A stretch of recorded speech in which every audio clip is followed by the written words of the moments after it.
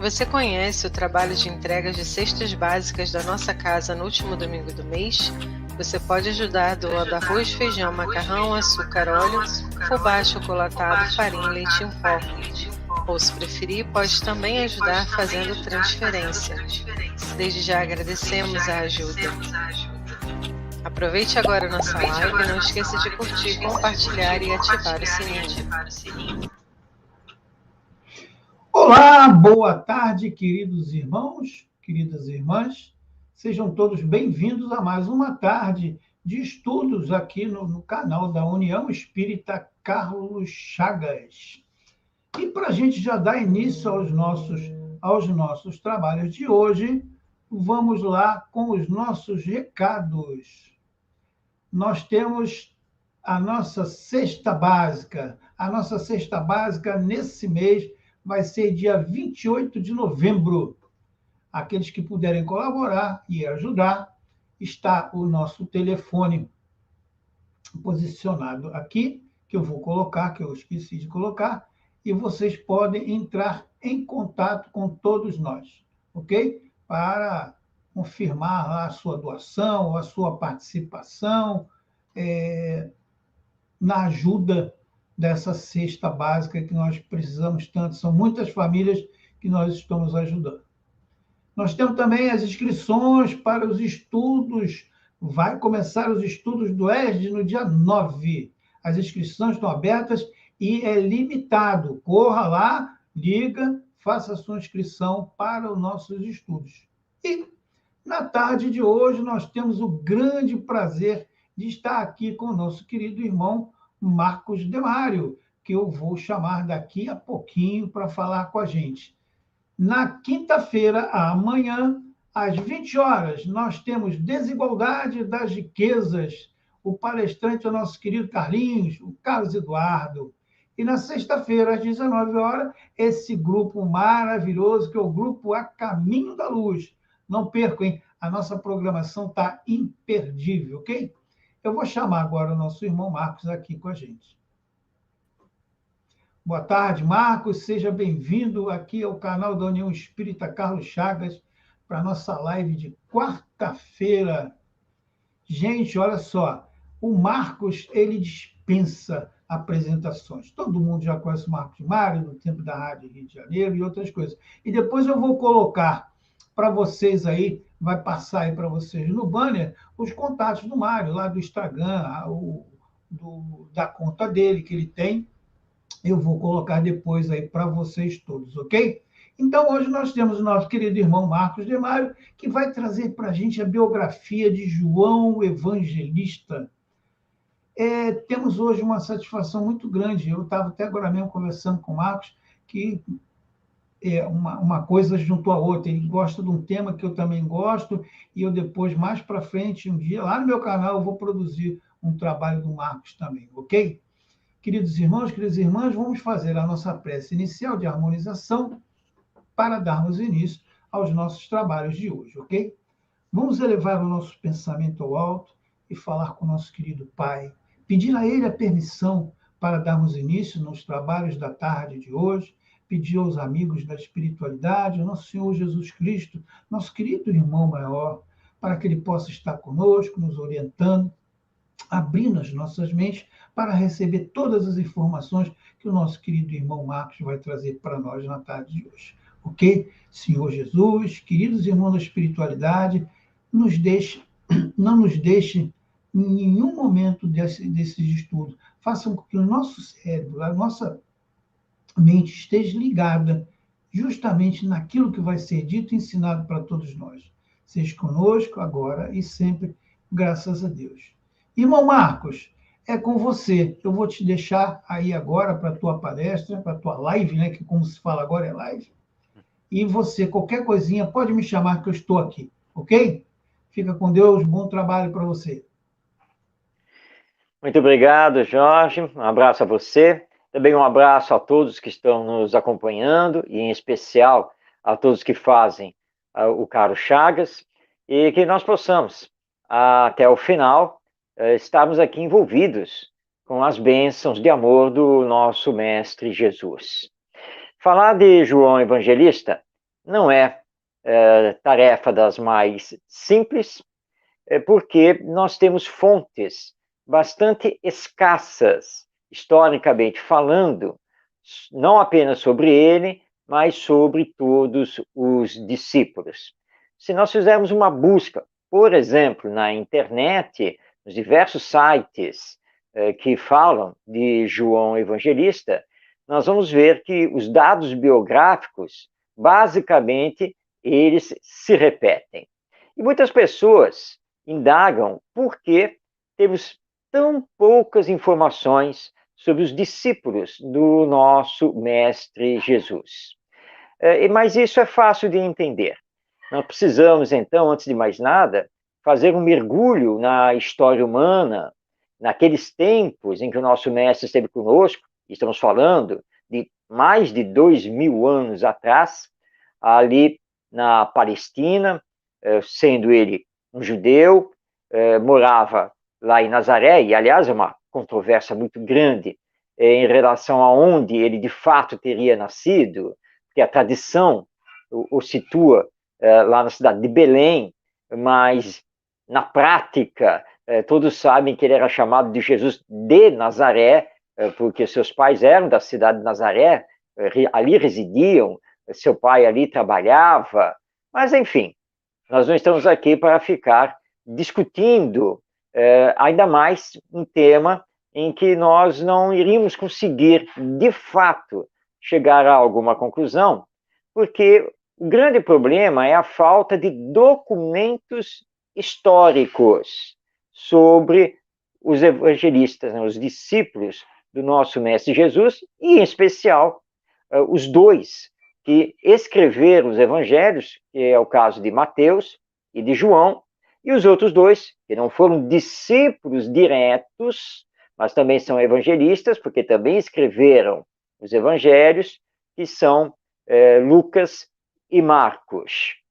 Então, a falta de documentos deixa lacunas muito grandes na biografia, na vida e obra de todos os discípulos do nosso Mestre Jesus. Naquela época, a tradição era oral, porque a escrita era difícil, por vários motivos. Primeiro, que a grande maioria da população era analfabeta. Segundo, porque os elementos materiais para escrever eram difíceis à época. Existiam dois tipos de papel, se podemos chamar assim.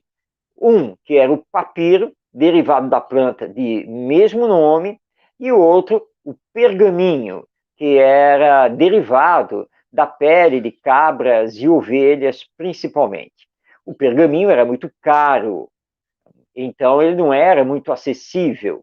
Então se usava muito mais as folhas de papiro na documentação.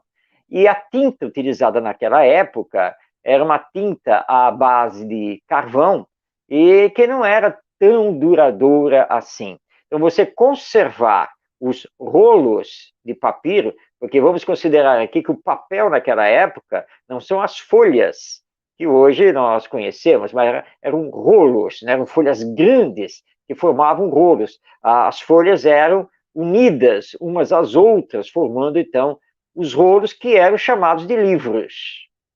Então, eram poucos os que sabiam realmente ler e escrever, e eram poucos que tinham o dinheiro para ter acesso às tintas, aos papiros, às penas, porque se usavam penas para se escrever.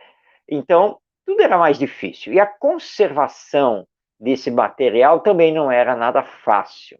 E face, então, aos desastres naturais e às guerras, com muita destruição, nós perdemos vasta documentação histórica daquela época. Basta lembrarmos aqui que a grande biblioteca de Alexandria, no Egito, ela foi literalmente dizimada 2 vezes.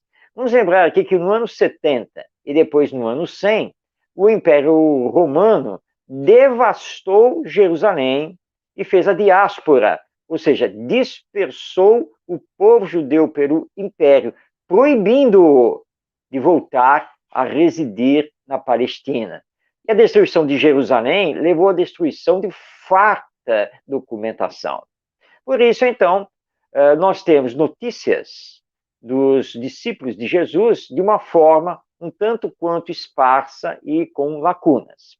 Mas nós, espíritas, temos as revelações de ordem mediúnica. E através de espíritos como Humberto de Campos, escrevendo pela mediunidade do nosso querido Chico Xavier, Amélia Rodrigues, escrevendo através da mediunidade do nosso querido também Divaldo Franco, e, enfim, alguns autores espirituais que nos trazem informações, complementos em relação aos discípulos do nosso Mestre Jesus. Nós vamos, então, hoje, nesta live, nós vamos tentar unir o que se sabe historicamente a partir de pesquisas realizadas sobre a vida e obra de João Evangelista com algumas revelações que possuímos de ordem espiritual via mediúnica. Vamos, então, situar João Evangelista no tempo histórico. Vamos, primeiramente, olhar João Evangelista pela sua atuação com o nosso Mestre Jesus. É sabido que João Evangelista era chamado pelos outros discípulos, pelos seguidores de Jesus, de o discípulo amado, porque havia uma proximidade entre o mestre e o discípulo muito grande. João foi testemunha ocular dos mais diversos acontecimentos na vida de Jesus. Normalmente acompanhava o Mestre Jesus nas suas pregações, nas suas curas, nos seus diálogos, nas suas atividades. Presume-se, porque isto aqui não é pacífico em termos de datação, mas presume-se que João Evangelista tenha nascido entre os anos 5 e 6 da era cristã, ou seja, do primeiro século do cristianismo, e que ele tenha vindo a desencarnar entre os anos 103 e 104. Isso é pacífico em relação a ele ter desencarnado com idade avançada. É o único discípulo de Jesus que não foi martirizado, ou seja, ele não foi apedrejado, crucificado, decapitado, nada disso que aconteceu com os demais. João teve morte natural pela sua idade avançada. Presume-se também, na leitura do Atos dos Apóstolos, que foi escrito por Lucas, que João provavelmente estaria em torno de 24 anos de idade quando recebeu o convite de Jesus para se tornar o seu seguidor. Era, segundo o relato dos evangelhos, o discípulo mais jovem entre os 12. João, que para não se confundir com outros de mesmo nome, como por exemplo João Batista, então que ficou conhecido como João Evangelista, porque é aquele que escreveu um dos evangelhos, o Evangelho segundo João. João era irmão de Tiago, mas existiam 2 Tiagos entre os discípulos de Jesus. Então, um ficou conhecido como Tiago Menor, e o outro ficou conhecido como Tiago Maior. Ou, como encontramos relatos também dos evangelhos e lá no Atos dos Apóstolos, um era chamado de Tiago, filho de Zebedeu, e outro era chamado de Tiago, filho de Alfeu. Por que isso? É que na época os judeus não costumavam usar nome de família, ou seja, eles normalmente não usavam sobrenome. E quando eram chamados, por exemplo, vamos dar exemplos aqui, Jesus de Nazaré, Judas de Queriote ou Iscariotes, e assim por diante. Então, normalmente eles eram designados ou pelo local de nascença, ou pelo nome do pai, como demos agora o exemplo, Tiago, filho de Zebedeu, ou pelo local de moradia. Por exemplo, nós temos alguns, por exemplo, Lázaro. Lázaro era de Betsaida, outros eram de Betânia. Então isso virava uma espécie de sobrenome para fazer a identificação. Às vezes eram identificados pela profissão que tinha. José, o carpinteiro. Lembrando que José era o pai de Jesus. Então, João, com o tempo, quando ele lança o evangelho, ele passa a ser conhecido como João Evangelista, ou João o Evangelista, aquele que escreveu um evangelho. Então ele era irmão de Tiago Maior. Os dois eram pescadores em Cafarnaum. E Jesus, ali estando junto à praia, primeiramente convidou Pedro e André, irmãos e ambos pescadores. Depois, na sequência, ele vai chamar a João e Tiago, seu irmão. E aqui nós temos um detalhe, porque tanto João quanto Tiago conheciam João Batista, já tinham ouvido as pregações do precursor, do anunciador da vinda do Messias. João Batista era muito conhecido na época. E, segundo o relato do Atos dos Apóstolos, tanto Pedro e André, quanto João e Tiago, imediatamente aceitaram o convite de Jesus e tornaram-se discípulos. Foi imediato. Eles não titubearam, não pensaram duas vezes. Pesquisadores consideram que João tenha nascido na cidade de Betsaida, que fica na Galileia. Faz parte daquele conjunto de pequenas cidades e vilas ali à margem do lago de Genezaré, que também é conhecido como Mar da Galileia, por causa da sua extensão. O lago de Genezaré era muito grande, então ele também equivaleria, por assim dizer, ao mar. Então, em alguns mapas, em algumas referências, nós vamos ver Mar da Galileia ou vamos ver Lago de Genezaré. Mas estamos falando da mesma localidade onde se situa Cafarnaum, Betsaida, nós temos Nazaré e outras cidades que são citadas nos evangelhos. Muito bem.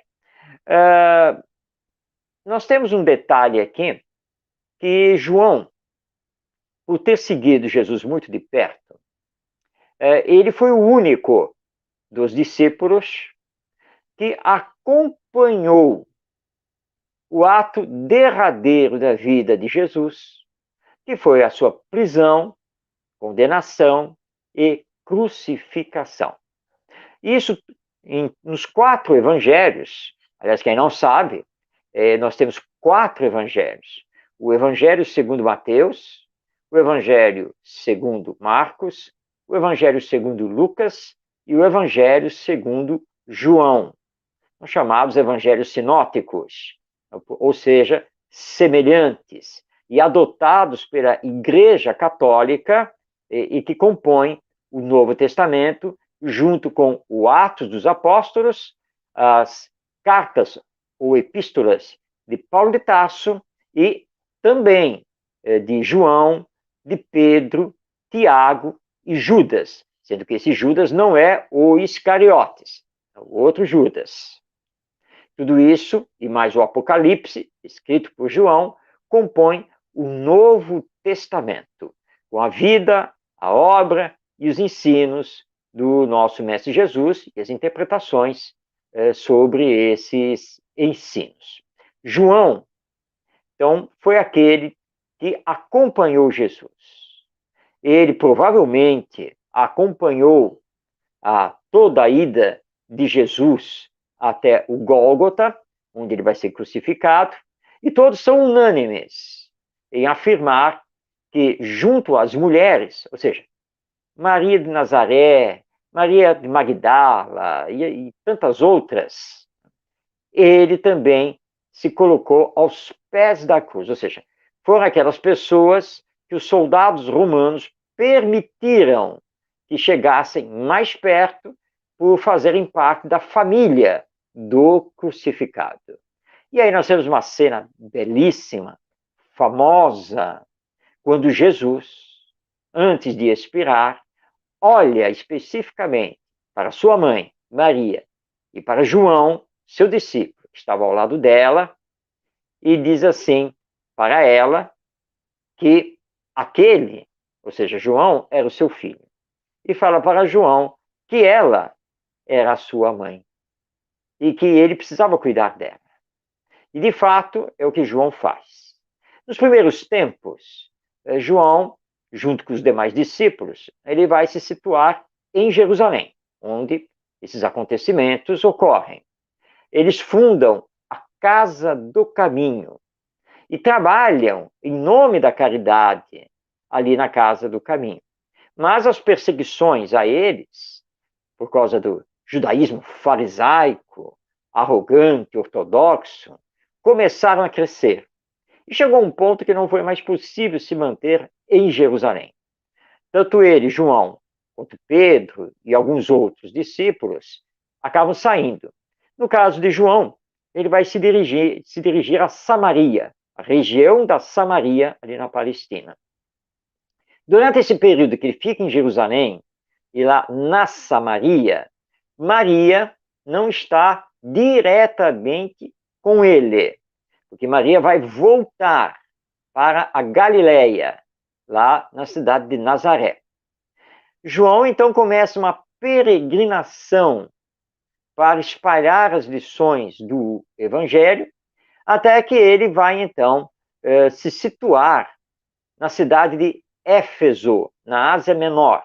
Hoje, Éfeso fica no território da Turquia, embora a cidade, na verdade, ela não exista mais, são ruínas históricas, mas é ali que João vai se fixar e vai passar a comandar a igreja cristã, que foi, na verdade, organizada, criada por Paulo de Tarso.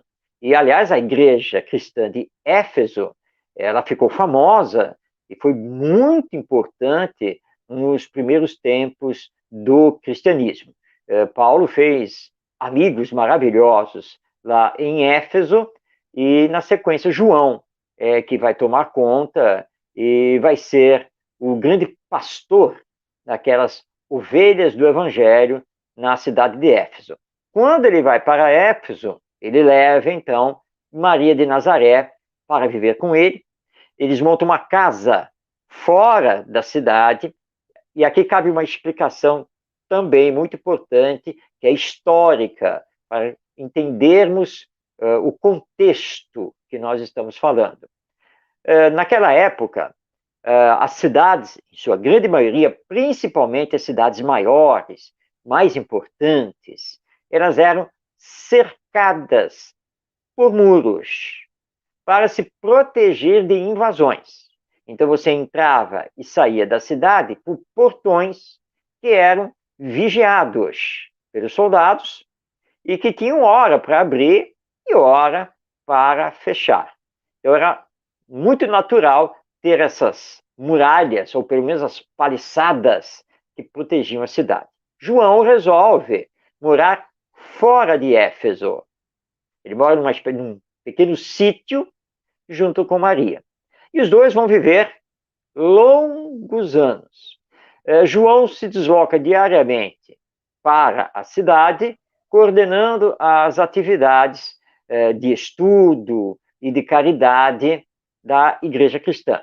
Maria, embora também frequentando a igreja, mas ela resolve realizar as suas atividades ali mesmo, no pequeno sítio, onde ela é considerada a mãe dos pobres.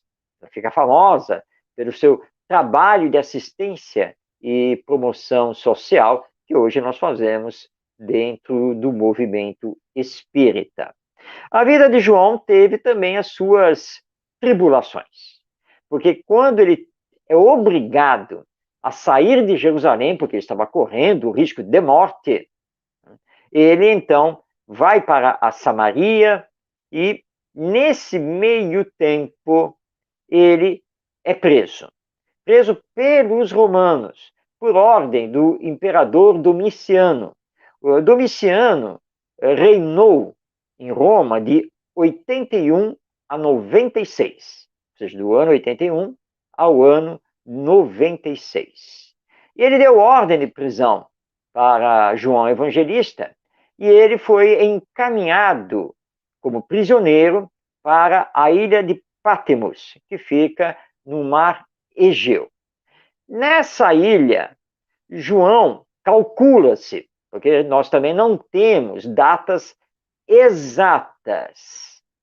Quando Lucas escreveu o Atos dos Apóstolos, ele não se preocupou em fazer uma cronologia exata. Muitas vezes ele não cita realmente as datas. Mas calcula-se que João Evangelista tenha ficado na ilha de Patmos entre 4 a 5 ou talvez 6 anos como prisioneiro.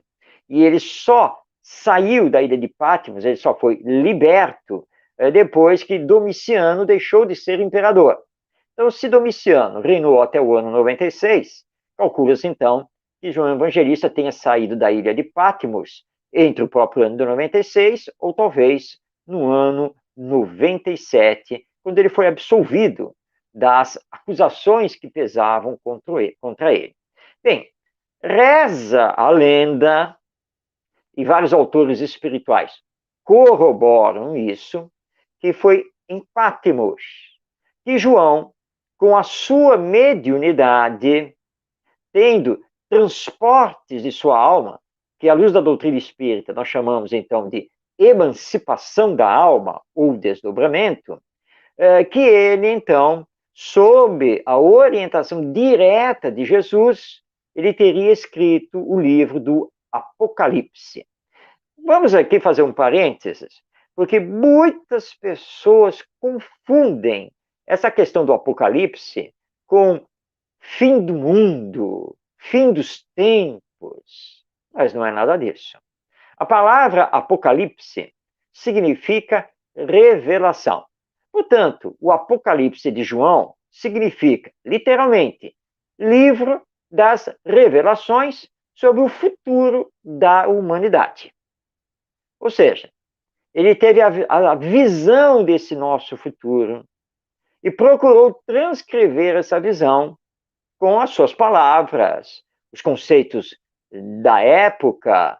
Ele foi projetado para o futuro da humanidade. E o livro do Apocalipse é um livro de advertência para todos nós, para os rumos que estamos dando e que demos até os dias de hoje para a nossa humanidade. Então, Apocalipse não é fim dos tempos.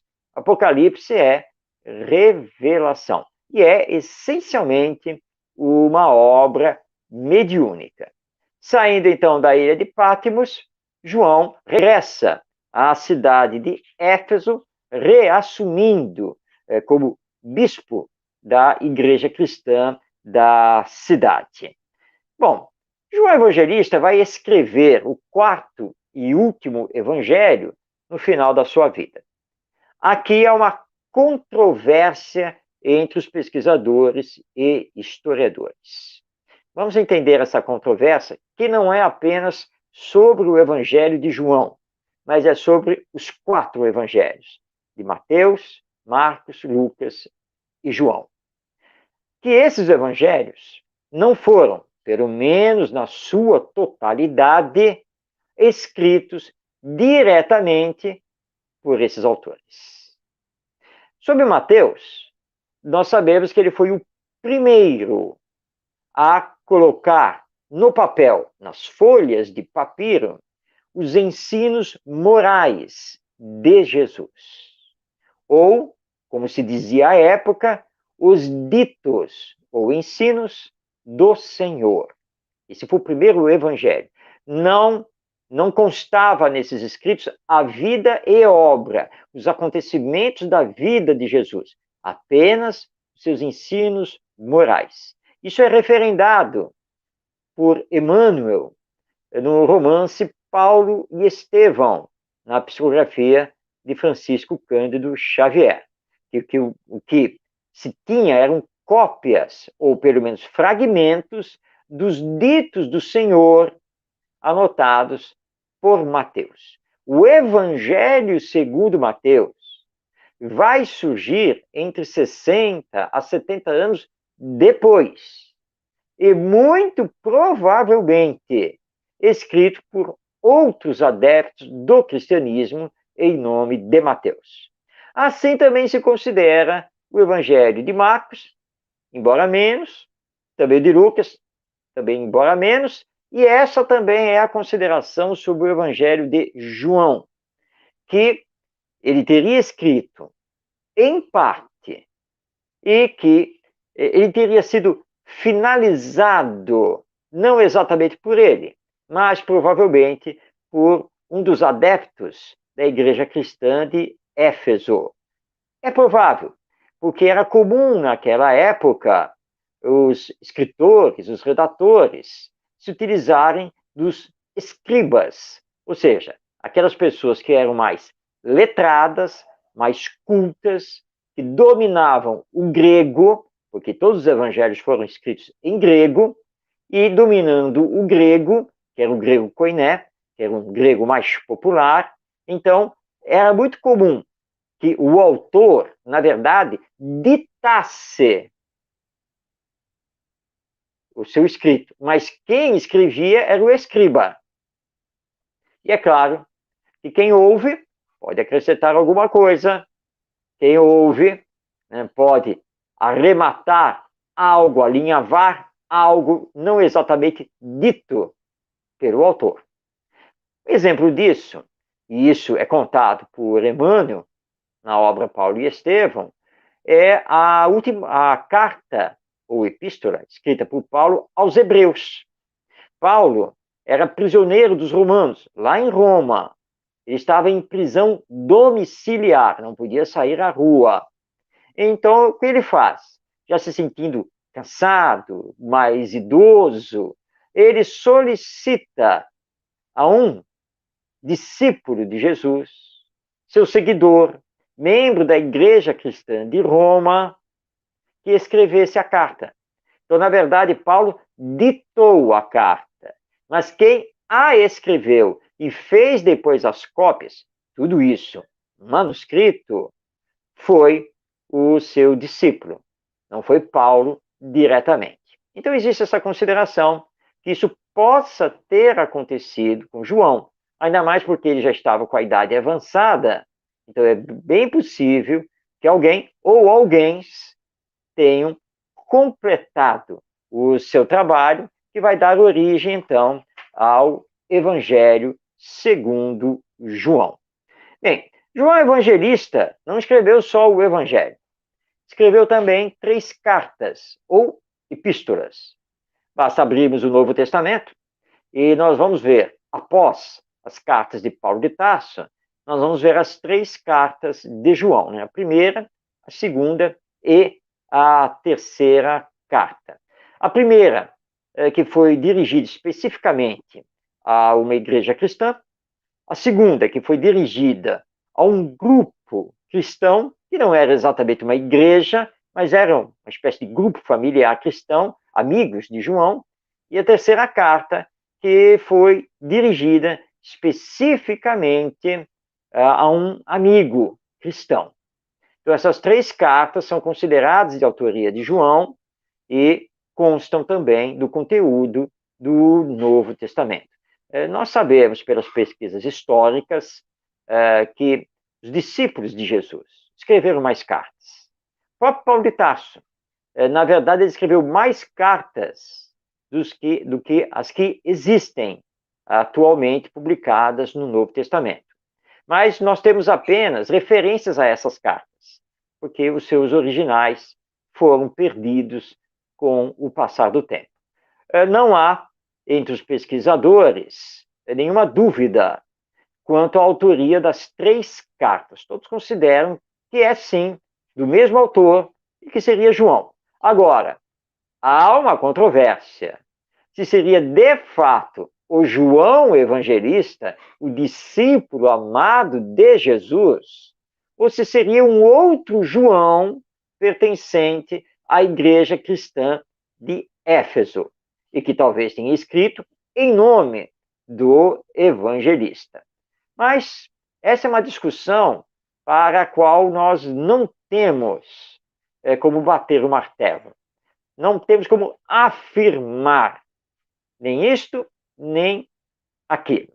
E nós seguimos, então, simplesmente com a crença de que tanto o Evangelho quanto as 3 cartas foram de fato escritas por João Evangelista, ou pelo menos foram ditadas por ele, ou foram escritas por ele em sua grande parte. Muito bem.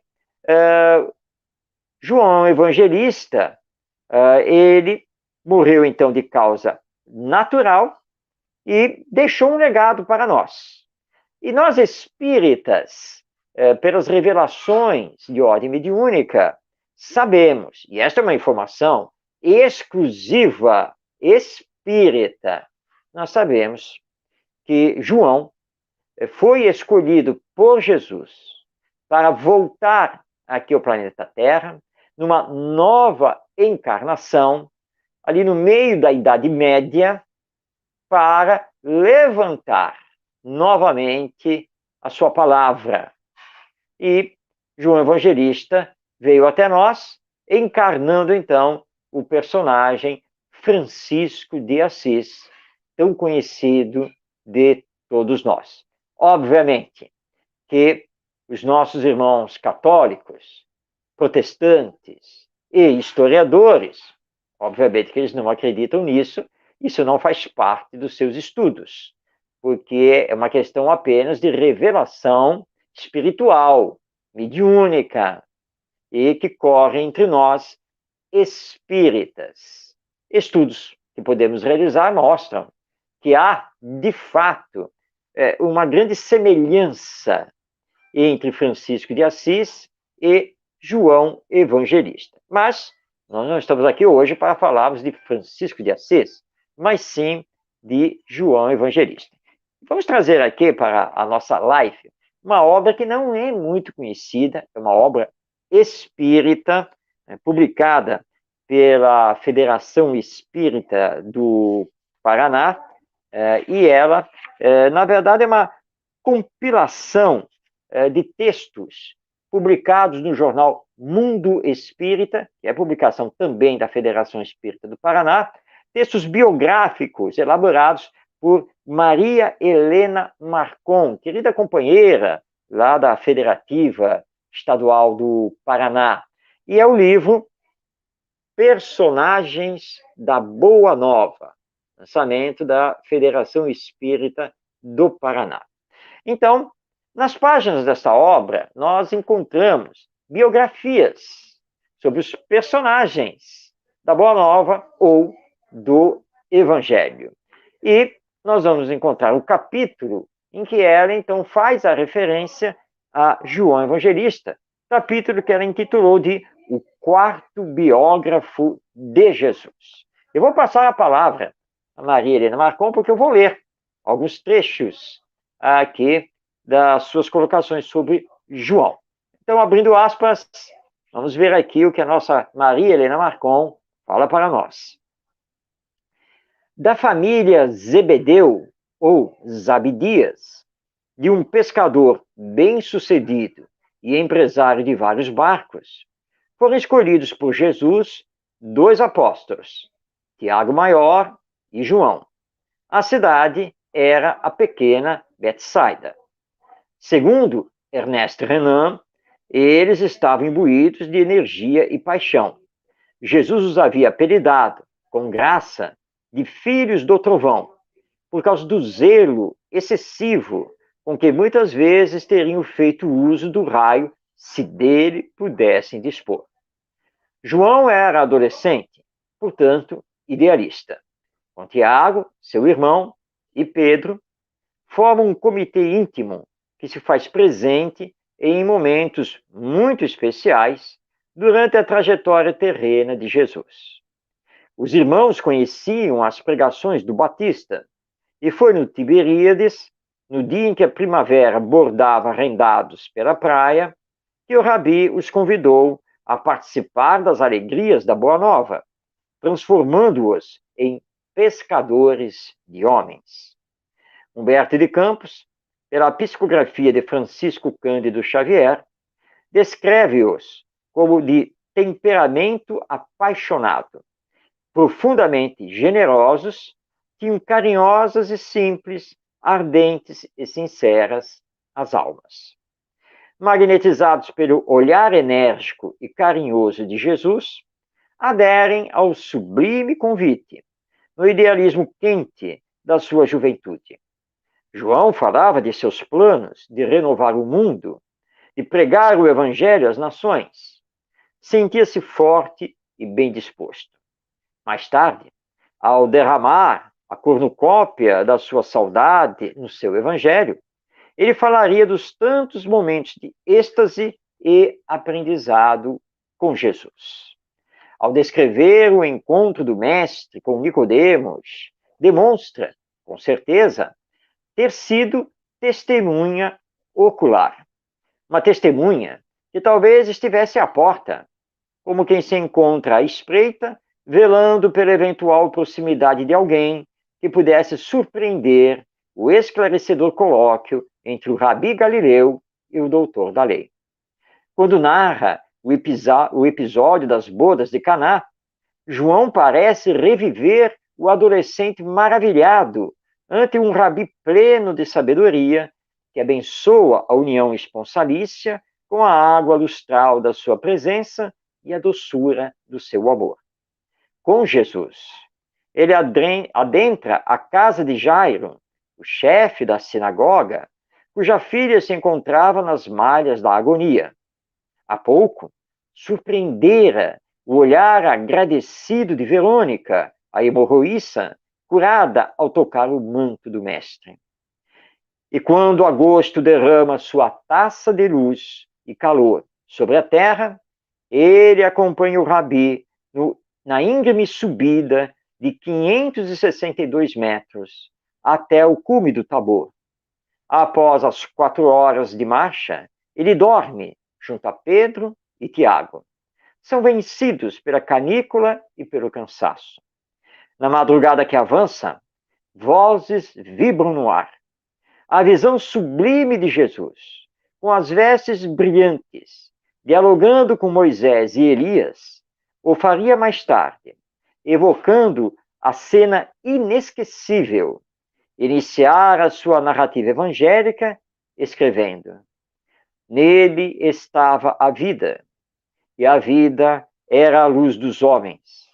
A luz resplandeceu nas trevas, e as trevas não a compreenderam. O seu evangelho foi especialmente dirigido aos cristãos que já conheciam a mensagem. É o evangelho espiritual, no dizer do espírito Amélia Rodrigues. João, jovem, assiste com Maria os instantes de agonia e morte do seu mestre e Senhor, a cuja dedicação Jesus entrega à sua mãe. Filho, eis aí a tua mãe. E desencumbiu-se da missão, oferecendo-lhe o refúgio amoroso de sua proteção. João foi com Pedro a Samaria, depois da ascensão de Jesus, e mais tarde voltou a Jerusalém, trabalhando na casa do caminho. Mereceu a prisão com Pedro e, libertado, prosseguiu nas atividades. Após instalar-se em Éfeso, busca Maria e abriga em sua casa, doada por membro da família real de Adiabene. No alto da pequena colina, distante dos homens, e no altar imponente da natureza, se reuniriam ambos para cultivar a lembrança permanente de Jesus. estabeleceriam um pouso e refúgio aos desamparados, e ensinariam as verdades do Evangelho a todos os espíritos de boa vontade, e, como mãe e filho, iniciariam uma nova era de amor na comunidade universal. Perseguido por Domiciano, foi enviado para Roma, sendo depois exilado na ilha de Patmos, onde teve ocasião de escrever o Apocalipse. Após a morte de Domiciano, voltou para Éfeso e aí morreu quase centenário. É o único dos apóstolos a desencarnar de forma natural. A ele são atribuídas também 3 epístolas. A primeira, dirigida aos fiéis da Ásia Menor, e que, segundo alguns, parece ter sido escrita como prefácio ao 4º Evangelho. A segunda, a Senhora Electa e seus filhos, qualificando alguma igreja na Ásia Menor. E a terceira, a Gaio, um rico cristão. É uma carta íntima e repleta de gratidão. Eis aí o resumo que nos traz Maria Helena Marcon nesta obra que já mostramos, vamos mostrá-la novamente, aqui está, Personagens da Boa Nova, publicação da Federação Espírita do Paraná. Destaquemos aqui, para fazer o nosso encerramento, o Evangelho segundo João. Maria Helena Marcon tem razão ao dizer que é o Evangelho mais espiritual. E se nós pegarmos os evangelhos de Mateus, Lucas e Marcos, nós vamos ver que diversas passagens se repetem. O evangelho de João é diferente. Ele cita, sim, passagens que estão nos outros evangelistas, mas ele traz conteúdos que são exclusivos do seu evangelho.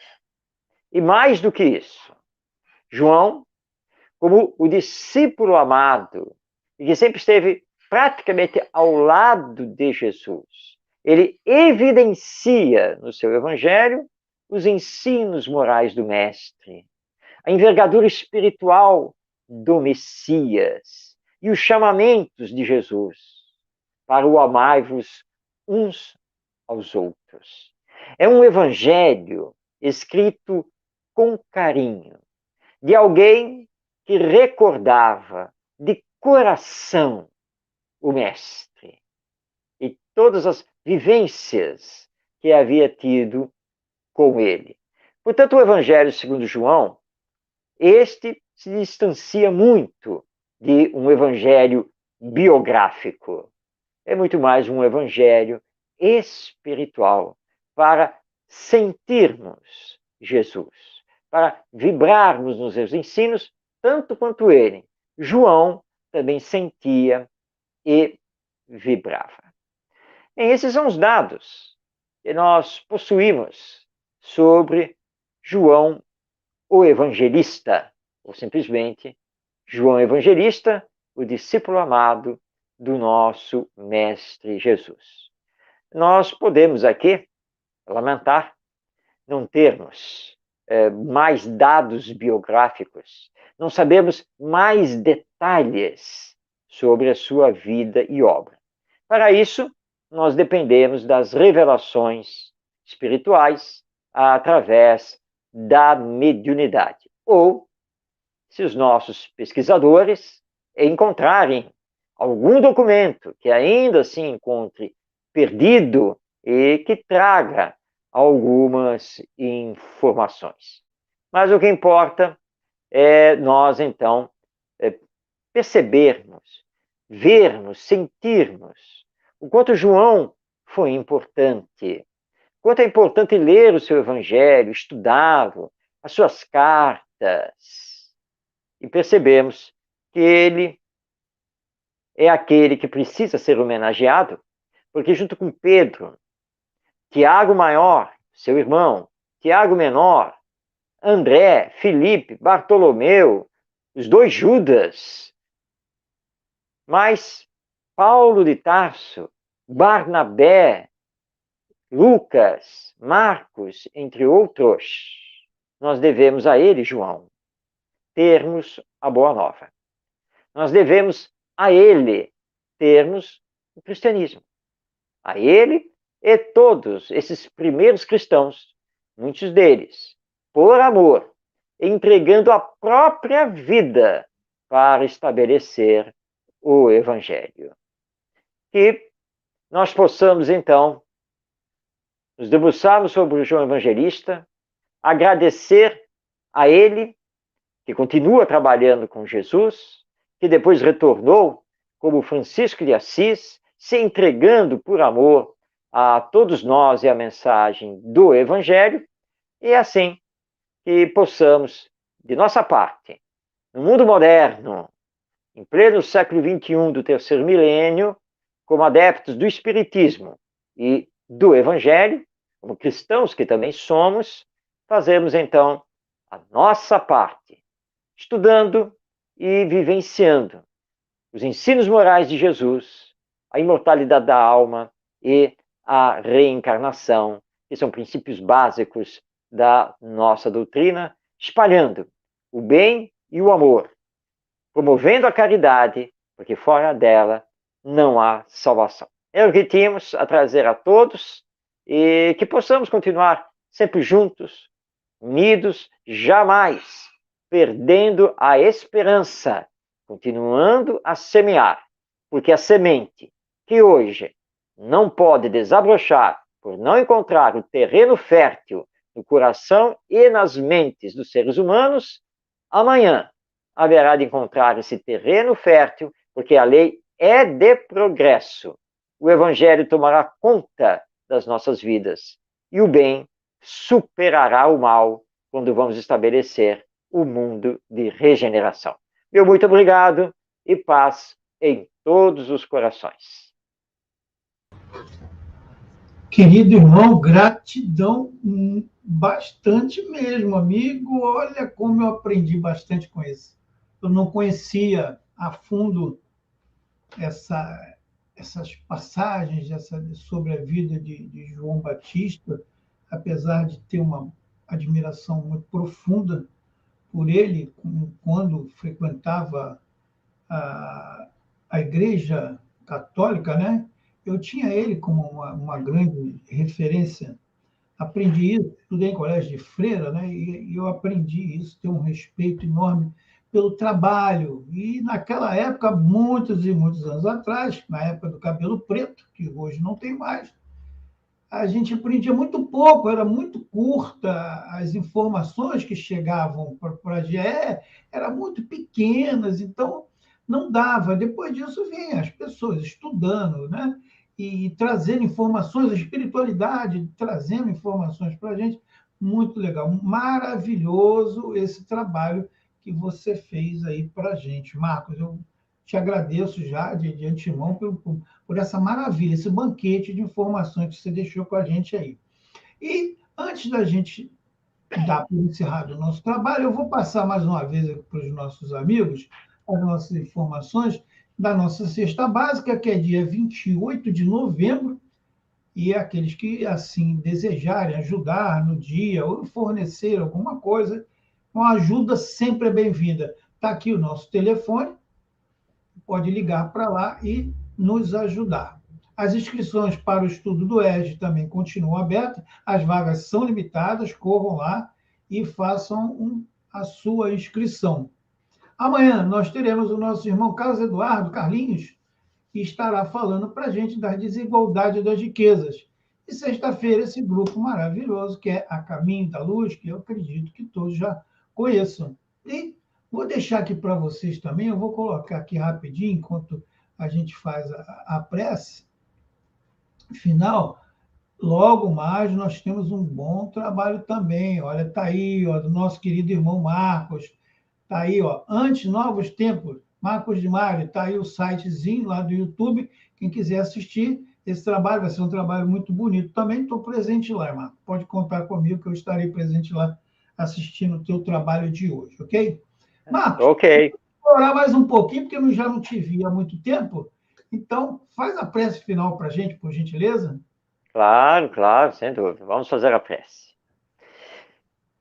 Senhor Jesus, neste momento em que erguemos o pensamento a Ti, nós te agradecemos, Senhor, por tudo que temos recebido nesta existência terrena, por todas as oportunidades de aprendizado e, acima de tudo, de serviço a bem do próximo. Que possamos, Senhor, contigo, através das lições do Evangelho, mantermos-nos com a chama acesa da fé, semeando o bem e a paz, a justiça e a solidariedade, a fraternidade e a humildade, porque sabemos que nada acontece por acaso e que a lei de nosso Pai é a lei do progresso. E somos nós, no hoje, os construtores do amanhã, não apenas nosso, mas da nossa humanidade. Abençoa, Senhor, todos aqueles que ainda não compreenderam a tua mensagem, que estão às voltas com a dor, mas abençoa também os que já estão no caminho do bem e da caridade. Despede-nos, Mestre, na tua paz e no teu amor. Muito obrigado, assim seja. Que assim seja. Marcos, gratidão. Foi um prazer revê-lo. Espero em breve estar tornando de novo a revê-lo em outros momentos, ou presencial, ou mesmo em live. Ok? Fica com Deus. Se Deus quiser. A todos os amigos que estiveram aqui na sala e nos acompanharam até agora. Fiquem todos com Deus. Um beijo enorme no coração de vocês.